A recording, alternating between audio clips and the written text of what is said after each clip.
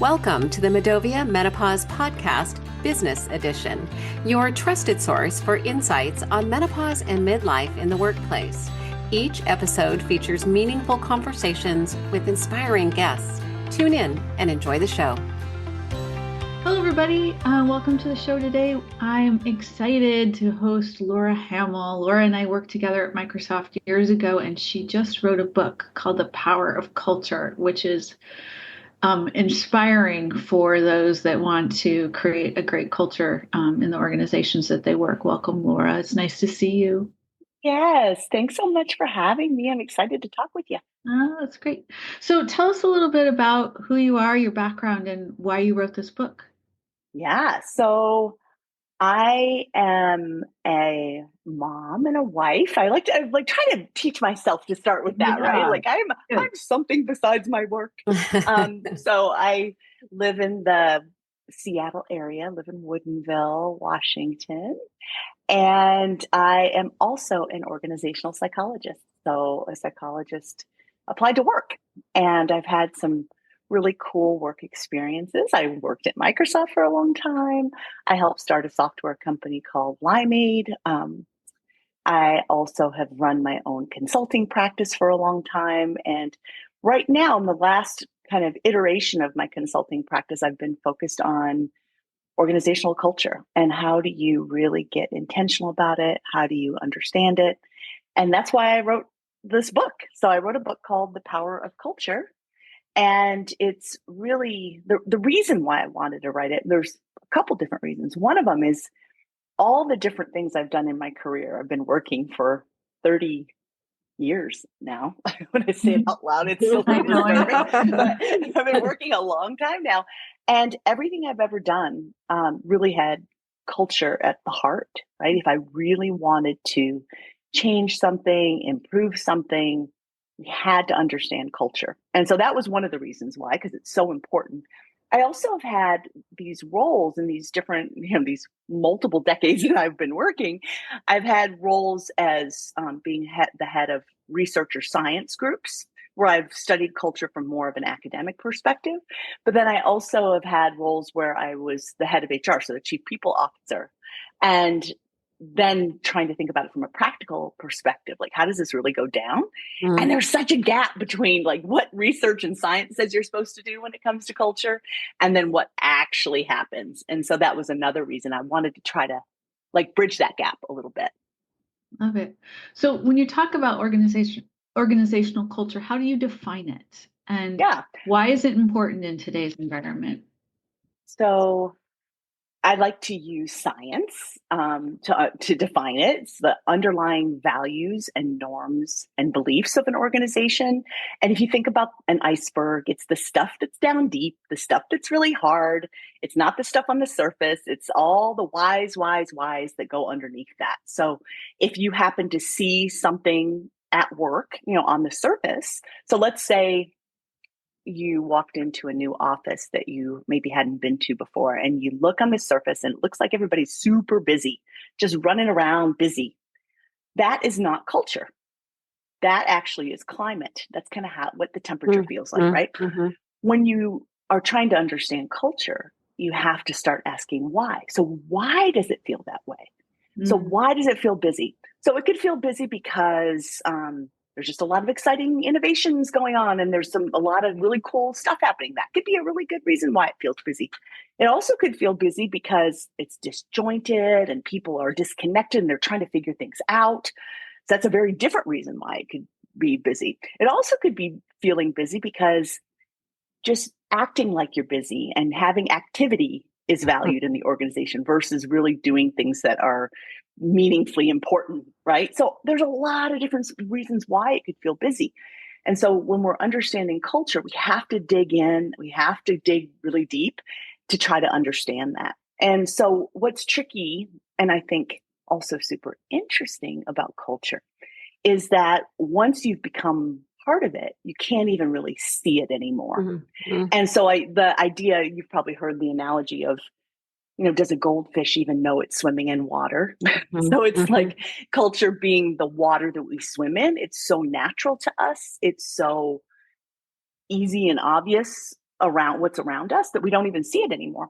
So I think that's one of the biggest reasons why culture can be so hard is you don't even see your water. So why is it so important? So you can think about all of us, working or having worked before. We know the obvious reason why it's important is that it affects our experience, right? It affects how we feel about work. So that's a big deal. From an employee's perspective, it really does influence the employee experience.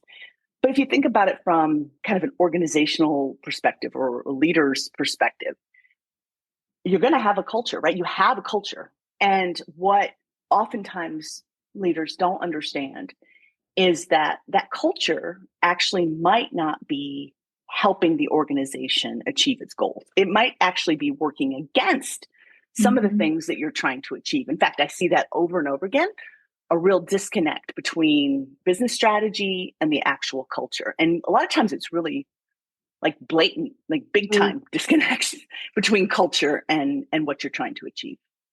Interesting. Well, go ahead. Why is it? Well, I was just going to ask on that same note then, why is it essential for organizations to proactively shape their culture? Otherwise, it's going to organically happen, right? Yes. And I'm thinking about exactly. your latter point that you just made. I'll let you answer that, but I think you answered it a little bit. Yeah. Yeah, that's exactly right. And this is the stuff that I've been fascinated by is when I start to work with organizations and I see that disconnect. I'll just give you a real example and like a very obvious one. So I was working with a large insurance company and they had this big strategic shift and they were going to work on some pretty innovative, pretty market changing different strategies, which, innovation and insurance doesn't usually go hand in hand. Usually don't think of those together. But they were doing some pretty cool things. They're trying to, right? That was their plan. That was their strategy. They knew kind of intellectually that their culture needed to be aligned with that. But so they hired me. They hired me to come in and help them like really get more intentional about their culture. I walked in on the very first day, and I was meeting with the leadership team, and I was just kind of shocked by what I saw in front of me. It was this big, long table, and a bunch of leaders were around that table. It was the whole leadership team. At the end was the CEO and the COO, and they were whispering to each other. And everybody else was as still as they possibly could be. And like they were not moving. It was so fascinating. You could just cut the tension with a knife. And I immediately said to myself, uh-oh, right? Like there's so much fear in this system. Yeah. You can see it right here in this interaction that the leaders are afraid to talk. The leaders are afraid of this. And you could tell the CEO and COO were the ones they were afraid of. And so how in the world would you ever expect that employees would be able to be coming up with their best ideas, voicing new opinions, pushing on new innovation if people are scared? Right. And so that's the kind of stuff that I see over and over again is what's been kind of built and created and reinforced in the culture is not going to line up with the business you're trying to achieve.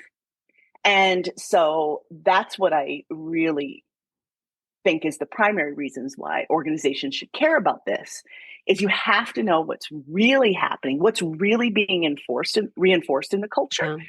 And to see, is this helping us? Is it helping us move forward? Is it helping us achieve the things we're trying to achieve? Or is it holding us back?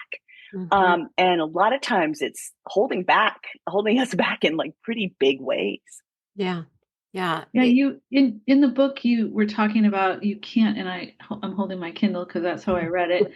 That culture is a surface. Culture won't work if it's on the surface or a tick box initiative. Yeah. And some companies try and shortcut the culture work. It sounds like you walked into that situation and you're like, oh man, we have a lot of work to do, huh?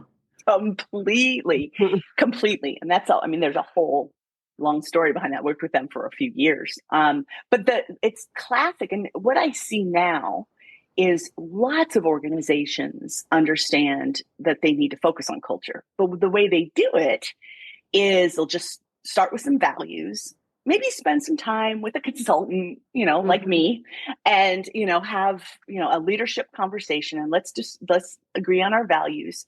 And then they plop them on their website, put them on, big stickers behind the receptionist, and then they're done.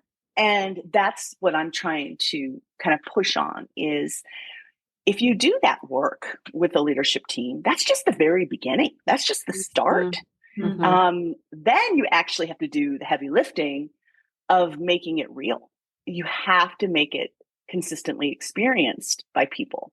And that's not by, doing fun parties and having all hands events and handing out swag. This is by the hard work of changing behavior and changing practices and changing systems. And that takes a long time. Yeah. Well, you're definitely preaching to the choir here. I'm sure. I'm thinking about our menopause friendly membership and accreditation. We introduced that here in the US so that menopause friendly isn't just a tick box or, a badge that you put behind the receptionist desk or on your website, because it's really that long-term sustainable cultural shift that has to happen. And on that note, now you've got me thinking about menopause, because that's the space that we sit in every day, right? With that culture change, I'm wondering if you can share with us some practical ways, maybe in thinking about the menopause space, that organizations can design policies and practices like the flexible working environment, for example, so that we can ensure inclusivity for those that are going through menopause. If you were to walk into an organization and do what you did with the insurance company, what might you say to an organization that is trying to create that? Yeah, I love that. And I think that this is what I was kind of saying at the very beginning of all the work that I've done in my career. I've realized, like, gosh, you could do all the best design of these really great programs and approaches. And if the culture is working against it, it's going to be really hard for anything as important as the menopause work to really be lived, to really be accepted. And so I'll just give a really quick, what I think is an example that's similar. So I was working with a company, and we had done an employee survey, and there was a great head of HR. And this was before COVID, but basically the results were the employees wanted flexible work, right? They wanted to be able to have flexible work arrangements. And so the head of HR was super excited, and she worked with her team and developed this whole really beautiful plan for how that was going to work, how managers were going to support it. I mean, it was as well done as you can imagine in the design of this approach.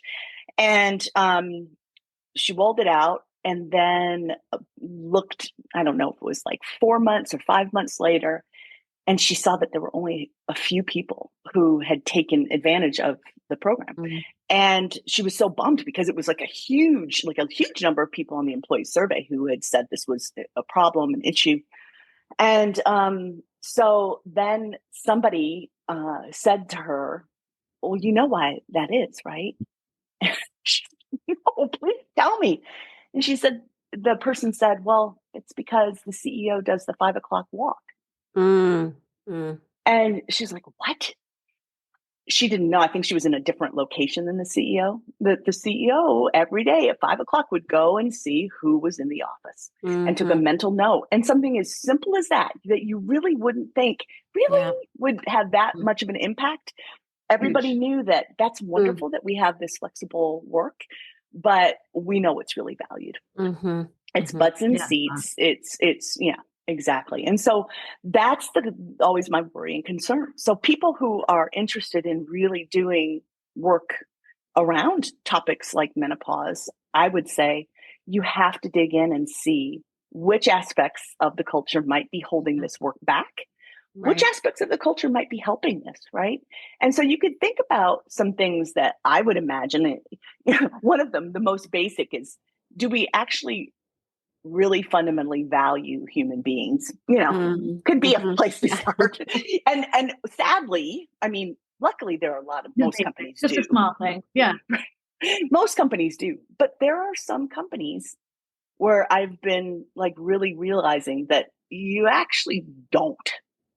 fundamentally value human beings. Yeah. And if you don't, then this work around menopause wouldn't go very far, right? Mm-hmm. I think, you all could come up with a whole set of cultural attributes that need to be in place. Mm-hmm. There's things that are related for sure to, do people have a voice? Do people feel like they can be themselves at work? A lot of things related to inclusion and psychological safety, for sure. But finding out, really, are those valued? Or would those, that little profile be in place so that this kind of work could be accepted? So I think that would be a really cool place to start.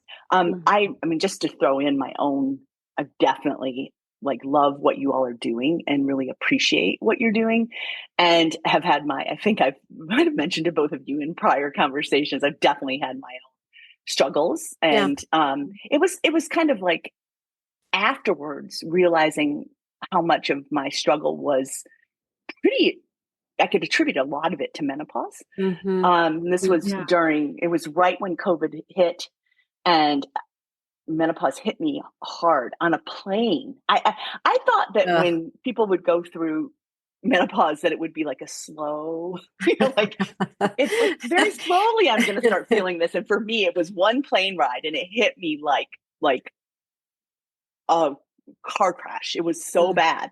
And but then the year after that, really struggling with it, and it was right when I decided to leave a job that I was pretty invested in. And it's always complex, right? It's never just it was just that. No, but I attribute a lot of my decisions to leave were, lack of sleep, feeling completely like for a year not sleeping. That will mess with you. Anyway, without, I'm happy to talk more about my story, because I wish I had learned more about how much this would affect how I felt about my job. I never really thought about it before. And this was only a couple of years ago, that this happened. This wasn't 20 years ago. And, thinking about, did I feel like I could speak up about that? Did I feel like I could be honest about that? I don't think so. I mean, it just didn't feel like I could. Yeah. It's you need a safe place. You need to feel safe. Yeah. And we hear and we recommend to organizations. Safety is a big deal. Almost every time that we share with them that senior leadership has to be involved, and it really does have to come from senior leadership, or things don't change. Absolutely. And that's one of the reasons why I called this book The Power of Culture, is because power is completely, intricately, entwined with culture. So that's how really we take a lot of our learning in organizations, is looking to people who we think have made it in the system, right? And those people who've made it are the people at the top. And so those people are who we look to, they figured this out, so we should do what they do. I should learn from them. And so it's a really interesting learning and adapting process that happens when we learn about culture. And so if the people at the top are not talking about anything like this, right? Anything personal, and definitely not talking about menopause themselves, anything that puts them in a vulnerable state, or being honest about something that, they can't control. Right. It's really hard. Right. And so power is a really important part of these kinds of conversations. We have to have leaders who understand their power and understand their influence, and are supportive, and, really walk the talk around this. Show, not tell. We say there's a difference between, show versus tell. Yeah. Yes, completely. Laura, you have been a part of a lot of companies implementing well-being policies and processes and procedures, like menopause. It'd be interesting to get your perspective on what works for doing those kinds of things and what doesn't? What should, when somebody listening to this works in a company where this stuff isn't being talked about yet, or they want to bring it up, because one of the things we get asked is, how can we make this happen at our company, right? And the studies have shown the number one reason why it's not there is because nobody asks for it. Like, nobody asks for it, so you're expecting your company to read your mind on what it is that you want, right? But as a company is rolling this out, and it's a new sort of way in which they're supporting their employees, what will make it successful, and what have you seen not successful in that space? Yeah. So the not successful is putting it as a little side program that's on a website somewhere, that, like, hey, you all are free to go and take advantage of that resource. That, I mean, it's great. It still will help some people, but it's not going to be really used unless you have this term that I use it's not my term, but it's organizational support, right? Organizational support theory is this idea that to what extent does the whole organization, meaning all the human beings at all different levels and all the systems and all the processes and all the structures, to what extent are those in support of the human beings that are there? And so you can't just have this good resource or tool or program and not have organizational support. If you have organizational support, it's much more likely that the real outcome will be achieved of, helping people, live better life through these kinds of things like menopause. And so that looks like manager support. To what extent does a manager really understand this? To what extent does a manager show through their actions that they're supportive? But also leadership support, and having leaders, like you were just saying, having leaders, again, not just talk, but also act. And then a big part of that is also cultural alignment and making sure that, this is working, that the culture is working in line with this. So I think that that's easier said than done. For sure. But it's really helping organizations understand that you don't just say yes to something like this and then like turn it on. This is what people used to think when we the company that I helped start, right, Limeade, that was focused on well-being, especially in the beginning, is, we're just going to get your software and we're going to turn it on and then everybody's going to have well-being. And it was like, oh yeah, we need to teach people something a little different about this. We need to help them understand that no, this is going to facilitate that. But there's a whole bunch of things that you need to do. And if you really are committed to this, if you really want this for your employees, there are things that you have to do, and it has to become real. And it's exactly the same thing I'm saying with the culture work, right? You can create these values, you can put them on your website, but it's not going to matter unless people experience it. In fact, I have this term in my book around when there's a disconnect between what I thought I was getting into. And so this could be similar, right, to what you all are doing in your work. If people think, my organization actually cares about this experience I'm having of going through menopause, and they say they do, but then what actually happens goes against that. So I was sold something, I bought it, and that's not what I got. That actually can have a negative effect. It's not just a no effect, right? It can, and from a culture perspective, I call that cultural betrayal, right? So you thought you were getting this culture that's on the website of how amazing this place is, and then you get there and you don't experience it.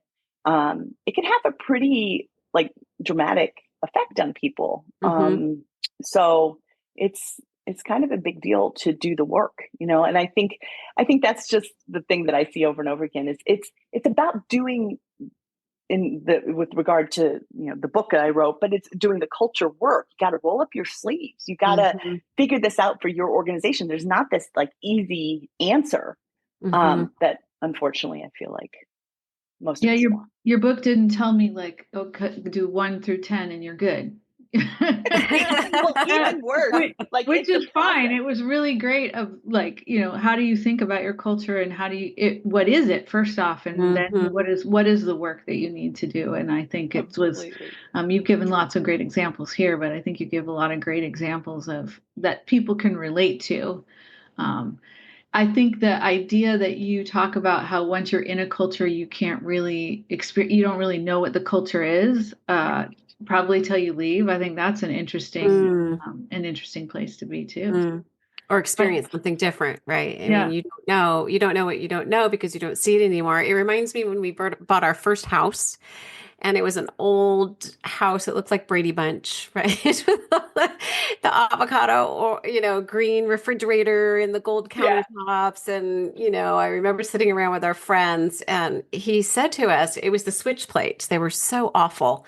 And I remember Kevin just saying, y'all need to make a list of these things because you're not going to see the switch plates, right? Mm-hmm. Like you won't, the longer you're here, and it's going to take you a while with this house, you're not going to see the switch plates anymore. And it's the same thing, right? We don't see the switch plates because it just becomes part of, coming to work in this culture. And so sometimes those outside eyes are really good for somebody to come in and, it would be my sister to say, why have you not changed those switch plates?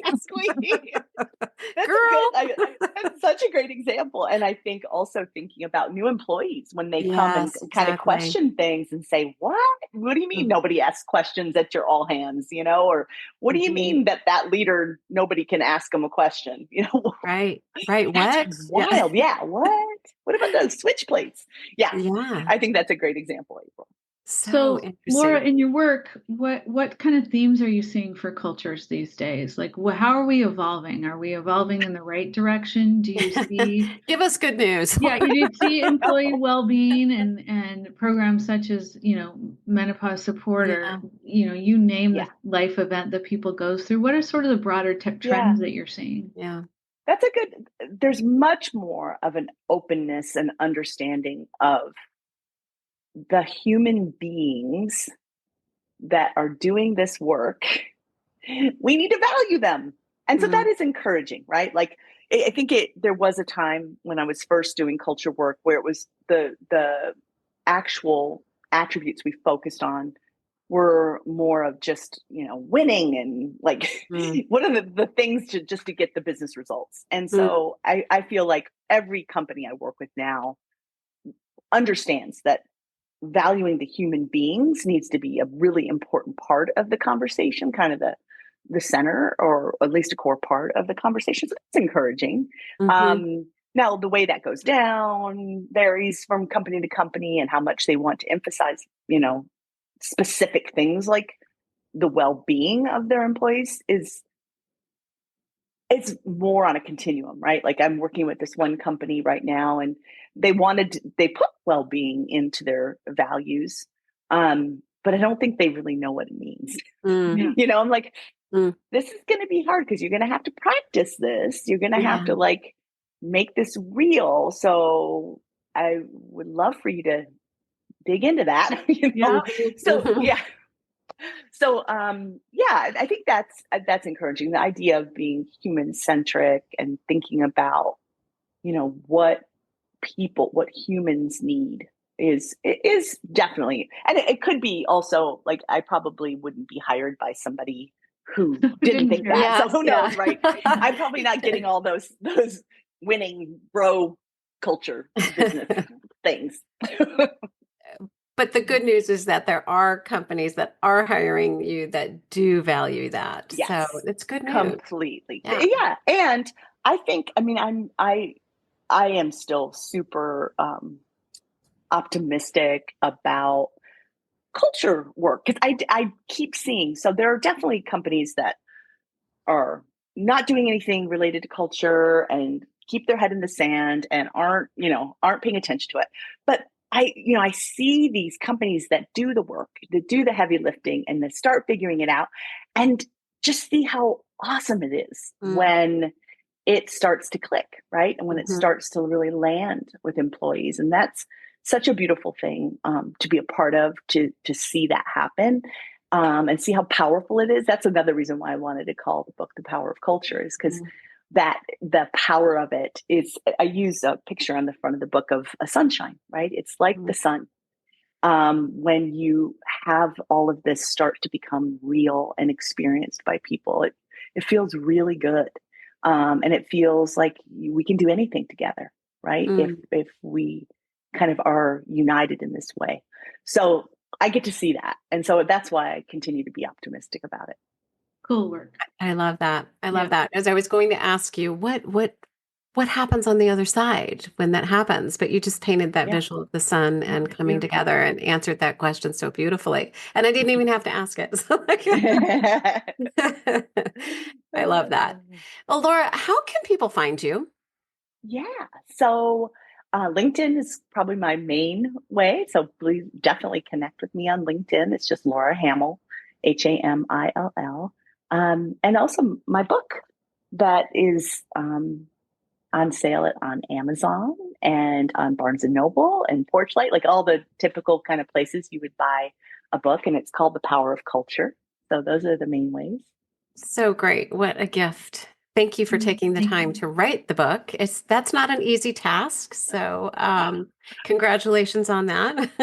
Yes, thank you so much. Gifting that. Yeah, so much of your time.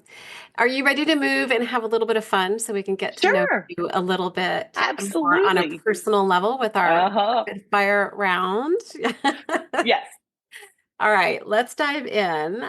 Kim, you want me to start? Go for it. Fire first. Are you a morning person or a night owl?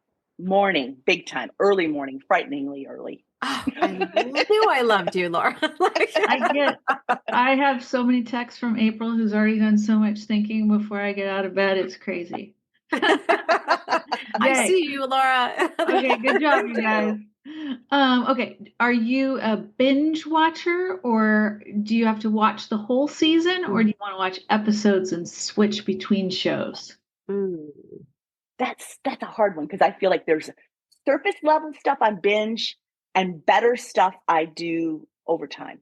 Like if it has a good plot, I want to savor it. If it has a crappy plot, I'm okay just watching it back to back to back. Yeah. Okay, I just have to ask, it's not on our list, but what's your favorite thing to binge? Any recommendations? Oh, well, after the election, I was doing Bridgerton for some reason. I just wanted to see. Okay, yeah. Okay. Yeah, just wanted to see that kind of. It's a good one. Sexy stuff. I don't know why. Yeah. It's good. Bridgerton's good. Yeah. Okay, so salty or sweet? Oh, salty. Yes. We are just like sisters from another mother. Or like you guys have me out on both those, so okay. Oh, we still you love need you. me. I mean, you sister. do. Yeah. You need me. It's fine. But... Oh, I love that. Okay, and the last question that we ask everyone: what's the best piece of advice that you've ever received? So this was, in some ways, it's advice, and some ways it's kind of an exercise. The best, it was sit down, get a blank piece of paper, and design your perfect day. And I did it, and I was honest, and I was embarrassed. I remember doing it going, oh, who gets to do this? Like, this is so, I feel so like privileged and so gross by saying, well, I want to take my time and I want to drink my 2 cups of coffee slow. And then I want to exercise for a couple hours. And then I want to do some thinking work. And then in the afternoon, maybe I'll meet with people. And, then I want to walk the dog with my husband. And so like something like that. Right. And I remember when I wrote it, I was like, oh, this feels a little barfy. Like who gets to have a life like this? So my therapist is the one who suggested I do that, right? And I wrote it down. And a couple, maybe 6 months ago, she said, you're actually doing all of the things that you had written down have all come to fruition. Wow. And it's kind of weird because I have this main client that I work with who is in New Zealand, and my start with them is in the afternoon. And so I do a lot of my meeting time with them in the afternoon. I have other clients, but they're the ones that are like the bulk of my work. And so, that. and then now I do take my time, and like it all kind of is happening. And so what I realized is that until I could write it down and like actually, even though it was hard to do, like say, this, I actually could do this. This might be possible. I couldn't even put it into action. So Wow. that was really good advice from my therapist. Wow. Yeah, really That's good. great. I know. We should all do that. I'm thinking, gosh, that's a great exercise for the Slow new coffee year. in the morning for sure, man. Slow coffee in the morning. Slow coffee. And then we'll compare notes, Kim. I love that. Thank you so much for sharing that. I think it's a great exercise for all of us to walk through. And thank your therapist as well. Great advice. Yeah, seriously. So good.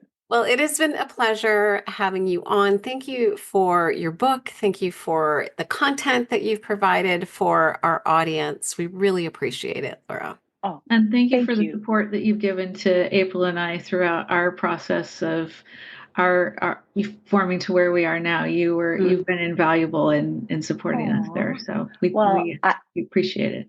I love that. And I love what you both are doing. Thank you both for what you're doing. It's really, really important. And I think it's going to help so many people. So thank you. Thanks for having me. Yeah. Have a happy holiday. And listeners, until we meet again, go find joy in the journey. Bye, Laura. Take care. Bye, Laura. Bye. Thank you. Thank you for listening to the Medovia Menopause Podcast. If you enjoyed today's show, please give it a thumbs up, subscribe for future episodes, leave a review, and share this episode with a friend. Medovia is out to change the narrative. Learn more at medovia.com. That's MIDOVIA.com.